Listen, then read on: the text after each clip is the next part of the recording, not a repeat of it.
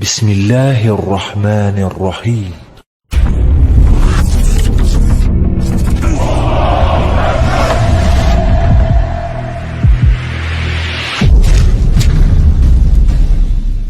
Sekedar sebagai tambahan ya. Jadi mungkin untuk tambahan fakta-fakta sejarah. Ini saya ada ensiklopedi ya, dalam bahasa Indonesia. Jadi ensiklopedi khilafah. Kalau Tarikhul Khulafah itu kan dia hanya sampai ke zaman Abbasiyah. Ya, jadi kalau ini sampai kerajaan di Melayu, sampai kerajaan di Mataram dan sebagainya itu ada ini. Jadi kerajaan Islam itu ada. Artinya dari segi data, kalau kita bicara dari segi data kuantitatif ya, itu cukup lah.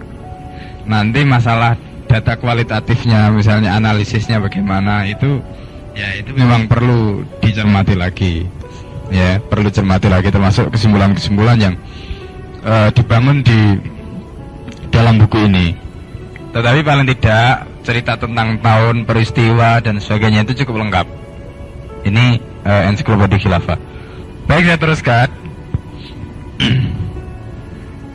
Jadi saya teruskan, kita kembali ke masalah atau ke akar historis lahirnya Hizb.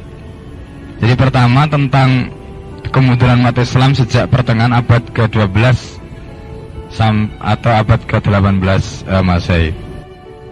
Jadi seperti yang saya jelaskan di awal tadi, bahwa kesalahan yang dialami atau kesalahan yang dilakukan oleh para penguasa Utsmaniyah pada saat mereka punya kesempatan untuk membangun kekuatan umat dengan mengembalikan sakofah mereka, pemikiran mereka itu tidak mereka manfaatkan pada saat negara mereka itu dalam posisi yang sangat-sangat kuat. Ya, itu bisa kita lihat pada zaman Muhammad Al-Fatih sama zaman Sulaiman Al-Qanuni. Ini penguasa Utsmaniyah yang terkenal memang sangat kuat pada zaman mereka. Nah, yang kedua, kekuatan akidah Islam itu mulai tenggelam setelah ditinggalkannya jihad dan berhentinya penaklukan pada akhir abad ke-17. Ya, akhir abad ke-17 itu Khilafah Utsmaniyah sudah tidak lagi melakukan penaklukan seperti sebelumnya. Ini berarti tahun 1800-an. Kemudian yang ketiga, bahasa Arab diabaikan. Persoalan Islam sebagai pemikiran dan hukum juga tidak diperhatikan. Ini yang juga dialami oleh umat Islam atau kekhilafan pada waktu itu, atau khalifah-khalifah pada waktu itu. Seperti yang dijelaskan oleh Syekh Taqiyuddin An-Nabhani di dalam kitab Ad-Da'wah Islamiyah. Sebenarnya orang Arab pada waktu itu punya kesempatan dan mereka bisa gitu, kalau diberi tugas yang berat tadi, sebagaimana yang dilakukan oleh para pendahulu mereka. Jadi misalnya bagaimana mereka itu seharusnya diberi kesempatan untuk mengembangkan bahasa Arab, dan kemudian mereka dikasih wewenang gitu untuk melakukan tadi, tetapi itu tidak pernah ada, ya, tidak pernah ada. Sehingga apa yang dulu pernah dilakukan oleh para sahabat ketika mereka melakukan penaklukan, seperti yang saya sebutkan, yang dinyatakan di dalam kitab Mishakul Ummah, itu di tangan kanan mereka itu pegang Al-Quran dan Sunnah, di tangan kiri mereka pegang bahasa Arab, itu nggak terjadi. Ya. Nah, diabaikannya bahasa Arab itu sebenarnya sudah mulai terjadi pada zaman sebelum Utsmani, itu sudah mulai terjadi. Jadi kalau kita mengikuti nanti di belakang itu diceritakan juga kapan mulai bahasa Arab diabaikan. Kita bisa merujuk di dalam kitab Muqaddimah Ibnu Khaldun. Ya, dalam Muqaddimah Ibnu Khaldun itu ada penjelasan tentang nasib bahasa Arab di tangan orang-orang Mamalik. Ya, ini seperti yang juga diungkap oleh Syekh Taqi di dalam kitab Daulah Islamiyah. Ya, jadi bahasa Arab mulai diabaikan gitu. Kemudian mereka tidak mengerti bagaimana pentingnya bahasa Arab di dalam Islam. Ya. Nah, itu terjadi kapan? Ketika Islam ini jatuh ke tangan Mamalik. Ini. Nah, Mamalik itu siapa? Mamalik itu adalah jamak dari Mamluk. Dalam bahasa Arab, istilah Mamluk ini istilah politik. Dia mempunyai dua konotasi. Pertama adalah abdun mamluk, ya, hamba sahaya yang dimiliki. Kemudian yang kedua adalah mamalik itu yang dipakai dalam istilah politik, ya, yang menunjukkan pada satu kekuasaan politik. Itu adalah orang-orang yang asalnya merupakan pasukan perang, pasukan-pasukan itu yang kemudian direkrut, kemudian mereka pada akhirnya menjadi penguasa. Itu yang disebut dengan mamalik. Jadi mamalik itu pada faktanya seperti itu. Mereka adalah maula, kaum mawali.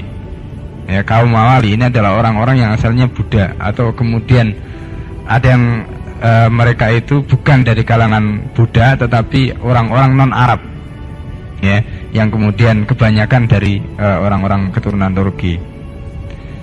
Seperti di dalam sejarah Abbasiyah, etnis Turki yang paling besar itu kemudian bisa kita temukan di zaman Daulah Abbasiyah, itu pada kasus Bani Buwahid dan kasus Bani Saljuk. Itu dua-duanya dari Turki, ya. Nah, bedanya kalau Bani Saljuk itu Sunni, kalau Bani Buwahid itu Syiah. Nah, mereka ini juga sebelumnya itu bisa kita katakan tadi orang-orang yang asalnya pasukan perang biasa, kemudian akhirnya mereka dengan power yang mereka miliki itu mereka bisa menjadi penguasa. Bani Saljuk itu juga begitu, ya. Jadi selain Bani Saljuk, Bani Buwahid yang kemudian sampai akhirnya dia berhasil menguasai khilafah Abbasiyah pada zaman Abbasiyah di Baghdad, itu juga orang-orang dari keturunan Turki. Ini mereka ini yang ya dalam istilah politik tadi itu juga bisa kita sebut sebagai Mamluk. Ini. Nah, kerajaan Mamalik atau yang kemudian nanti kita kenal dengan istilah Mamalik itu di dalam ensiklopedia ini dijelaskan siapa mereka. Itu ada episode tersendiri. Tetapi secara umum asalnya Mamalik itu dari pasukan tadi. Nah, orang-orang ini kebanyakan bukan orang Arab. Mamalik ini kebanyakan bukan orang-orang Arab, sehingga mereka tidak mengerti pentingnya bahasa Arab. Itu. Ketika mereka mempunyai power, kemudian mereka berkuasa, bahasa itu mulai mereka abaikan. Sehingga terjadilah ya faslu tokoh al-ghawiyah anit tokoh al-islamiyah itu. Jadi pemisahan antara potensi bahasa dan potensi keislaman. Itu sudah terjadi pada zaman Abbasiyah, dan kemudian pada zaman Utsmaniyah hal yang sama juga terjadi. Nah, berhentinya penaklukan itu juga berdampak pada bangkitnya negara-negara Eropa dari abad ke-17 hingga abad ke-18. Jadi Renaissance itu harus diakui, munculnya atau bangkitnya negara-negara barat dengan Renaissance itu juga terjadi setelah berhentinya penaklukan. Ya, berhentinya penaklukan yang dilakukan oleh Khilafah Utsmaniyah. Nah, Khilafah Utsmaniyah di sisi lain ini zaman kemunduran dia itu juga sampai ketika dia menyaksikan bagaimana Barat, terutama setelah revolusi Perancis, ya, nampak mengalami kemajuan, mereka kemudian sampai minta bantuan kepada insinyur, ya, dan tentara dari Swedia misalnya, Perancis, Austria, dan Inggris untuk membangun pembangunan industri militer. Di dalam Khilafah Utsmaniyah itu ada yang disebut dengan Inkisaria atau Gundisari kalau dalam bahasa Inggrisnya, Gundisar, Gandisari atau Gundisar gitu kalau nggak salah. Itu dalam bahasa Arabnya Inkisaria itu, ya. Nah, Inkisaria itu adalah semacam pasukan elit sebenarnya yang dibentuk pada zaman Khilafah Utsmaniyah. Pasukan elit itu terdiri dari orang-orang Kristen. Ada di dalam pasukan itu, mereka menjadi tulang dari kekhilafan pada waktu itu. Kekuatan Inkisaria ini di satu sisi memang ada positifnya karena bisa menjadi semacam balance of power gitu. Jadi penyeimbang kekuatan khalifah pada waktu itu. Tapi di sisi lain kemudian khalifah juga tidak sedikit, ya, dalam banyak kasus itu kalah dengan mereka, sehingga Inkisaria ini lebih berkuasa ketimbang khalifah itu sendiri. Dan itu persis seperti kasus yang terjadi pada zaman Abbasiyah pasca Al-Mu'tasim, ya. Pasca Al-Mu'tasim itu terjadi kasus-kasus seperti itu. Khalifah ditangkap, dipenjara, sampai kemudian akhirnya itu semuanya banyak dilakukan oleh tentara. Nah, ini yang dialami sampai kemudian akhirnya Inkisaria itu dibubarkan kalau tidak salah pada zaman itu dibubarkan Inqisariyah. Nah, ketika Inqisariyah dibubarkan, Khilafah Utsmaniyah itu boleh dikatakan kehilangan power karena pasukan itu yang menjadi andalan. Jadi kalau zamannya Saddam Hussein itu kan ada Fidaiyin, ya, ada Garda Republiknya lah gitu. Jadi ini Inqisariyah itu semacam special force gitu. Ya, bukan Kopassusnya lah kalau di Indonesia itu. Jadi Inqisariyah. Nah, Anda bisa baca nanti di ensiklopedia ini ada itu, penjelasan tentang itu. Ya, saya cuma cerita sedikit saja. Nah, sampai kemudian ketika menghadapi kemajuan Eropa, muncullah apa yang disebut dengan Tandimat. Jadi Tandimat ini sebenarnya adalah upaya untuk melakukan reformasi, ya, penataan atau restrukturisasi, ya, kondisi internal Utsmaniyah gitu. Tetapi sebenarnya Tandimat ini itu lebih mengarah ke masalah sekularisasi. Ya, Tandimat itu lebih mengarah kepada sekularisasi, sehingga baik itu di dalam catatan Az-Zumardi, kalau Anda baca bukunya Az-Zumardi tentang pergolakan politik dunia Islam, itu kesimpulannya juga sama. Dan setelah saya lihat di tulisan-tulisan yang lain, seperti tulisannya Nadia Mahmud Mustafa, itu juga sama. Jadi era mulai terbukanya di dalam pemerintahan Utsmaniyah terhadap undang-undang barat macam-macam itu justru terjadi setelah munculnya tadi apa yang disebut dengan Asrut Tandimat itu. Ya, Asrut Tandimat. Akhirnya muncul Tandimat yang banyak mengadopsi hukum di Eropa dan dimulainya sekularisasi pada awal abad ke-19. Ini. Terus dari sanalah mulai muncul upaya-upaya untuk melakukan penyusunan undang-undang dengan gaya barat dan masuknya undang-undang barat dalam negara Islam. Ya, fakta itu Anda bisa melihat juga di dalam Kaifa Khilafah. Itu di sana bisa kita lihat bagaimana kasus Kaifa Khilafah itu, ya, dalam kaitannya dengan masuknya undang-undang atau hukum-hukum dari barat. Di antaranya adalah yang menyuburkan masuknya itu dengan munculnya fatwa dari Syekhul Islam. Ya, fatwa dari Syekhul Islam. Nah, salah satu fatwanya misalnya seperti mereka menggunakan hadis Rasulullah SAW. Misalnya kalau Rasulullah dalam konteks haji itu kan mengatakan wa masakatan hufa wa afun dalam riwayat Muslim itu. Nah, hadis ini sebenarnya konteksnya dengan haji karena ada sahabat yang bertanya kepada Rasulullah. Jadi ana hujja kulla sanatin. Itu apakah kita atau kami harus berhaji setiap tahun? Rasulullah mendiamkan itu sampai kemudian orang itu bertanya, Rasulullah kemudian menjawab, wa ma sakatanhu fawa afun. Jadi apa yang didiamkan itu merupakan keringanan. Nah, kalau itu dijawab nanti justru itu akan menjadi beban, karena kalau dikatakan iya, maka kata Rasulullah, kamu pasti tidak akan mampu. Rasulullah juga mengungkit bagaimana hancurnya Bani Israel karena banyak bertanya pertanyaan-pertanyaan seperti tadi. Nah, ini itu Anda bisa melihat dalam hadis yang panjang dalam riwayat Muslim berkaitan dengan pertanyaan itu. Nah, hadis ini difahami oleh Syekhul Islam tadi itu sebagai sumber atau dasar untuk mengatakan bahwa apa saja yang didiamkan oleh syariat itu berarti merupakan rukhsah atau kebolehan.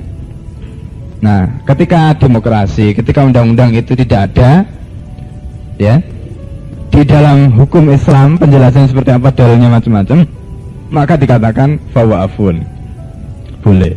Nah, ini yang akhirnya dari fatwa itulah mulai bermunculan undang-undang.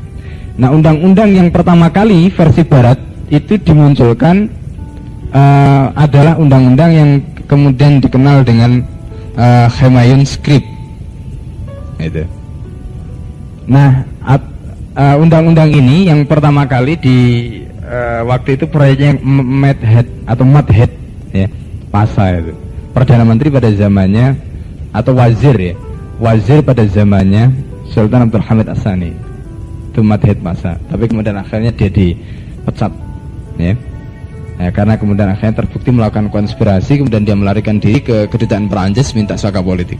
Sampai Sultan Abdul Hamid, saya punya diari Sultan Abdul Hamid itu dia menghina Madhab Pasa itu, salah satu diantaranya adalah dia bilang begini, ya, betapa dia tidak punya malu gitu, ya. Orang punya kesalahan kemudian minta perlindungan kepada orang non Muslim, lebih-lebih kepada negara Barat. Ya, ketika itu masih menjadi aib, ya, tidak seperti sekarang. Nah, itu masih menjadi aib pada zaman itu. Itu diungkapkan dalam diari Sultan Abdul Hamid, Mudhakkarat Sultan Abdul Hamid Ats-Tsani. Saya ada itu bukunya. Segini. Nah, ini fakta yang kita bisa lihat, ya. Jadi fakta yang bisa kita lihat. Kemudian dari sanalah muncul undang-undang Al-Qanun wal Jaza macam-macam itu. Termasuk yang dulu saya pernah tunjukkan tentang Al-Ahkam Al-Adliyah. Nah, Al-Ahkam Al-Adliyah itu antara lain sebenarnya bukan materinya. Al-Ahkam Al-Adliyah itu yang dikritik oleh Zaitaki. Karena kalau kita lihat dari segi isinya seperti yang disusun di dalam Al-Ahkam Al-Adliyah itu, sebenarnya itu semuanya diambil dari kitab-kitab fikih. Tetapi yang dikritik itu adalah cara penulisan undang-undang seperti Al-Ahkam Al-Adliyah. Itulah model penulisan fikih dengan cara seperti itu adalah model perundang-undangan Barat yang sebenarnya tidak layak diterapkan. Kalau dilihat dari segi isinya, Al-Ahkam Adliyah itu isinya banyak kaidah-kaidah fikih. Jadi Anda bisa melihat, ya, kalau Anda punya kitab Al-Ashbah wan Nadhairnya Ibnu Najim, ya, ada Al-Ashbah wan Nadhair Asyuti, ya, yang populer itu. Yang kedua itu Madhab Hanafi itu punya Ibnu Najim, kitab Al-Ashbah wan Nadhair. Itu dari kitab itulah Al-Ahkam Al-Adliyah banyak diambil, karena pada waktu itu Khilafah Utsmaniyah itu mengadopsi Madhab Hanafi. Ya, Madhab Abu Hanifah itu banyak diadopsi. Termasuk diantaranya adalah dari kitab Al-Fatawa Al-Hindiyah yang ditulis oleh ulama-ulama India. Di India itu madhab yang paling dominan adalah Hanafi. Ya, madhab yang paling dominan adalah madhab Hanafi. Sampai di Malaysia itu ada namanya Masjid India. Ya, itu kalau Malaysia itu pemerintahnya Syafi'i, maka Masjid India itu pengecualian. Ya, dia madhabnya Hanafi totok. Ya. Jadi sholatnya macam-macam semuanya Hanafi. Itu sampai sekarang di India itu yang paling dominan madhabnya, ya, Hanafi. Dan madhab itulah yang menjadi madhab resmi Khilafah Utsmaniyah pada waktu itu. Jadi karena itu kalau kita lihat di dalam Al-Ahkam Al-Adliyah itu sebenarnya materi-materinya banyak diambil dari kitab itu. Meskipun yang dikritik oleh Zaitaki penulisannya itu yang nggak benar. Ya, karena informasinya yang absurd dan sebagainya. Nanti di dalam pembahasan mafhum itu kita singgung. Nah, itulah fakta yang menjadi bukti-bukti bahwa pada zaman Utsmaniyah, terutama pada abad ke-12 Hijriah atau abad ke-18 Masehi, itu merupakan puncak kemunduran umat Islam dengan berbagai fakta yang disebutkan tadi. Kondisi ini tidak pernah terjadi sebelumnya. Ya, kondisi-kondisi yang disebutkan tadi itu tidak pernah terjadi sebelumnya. Gitu.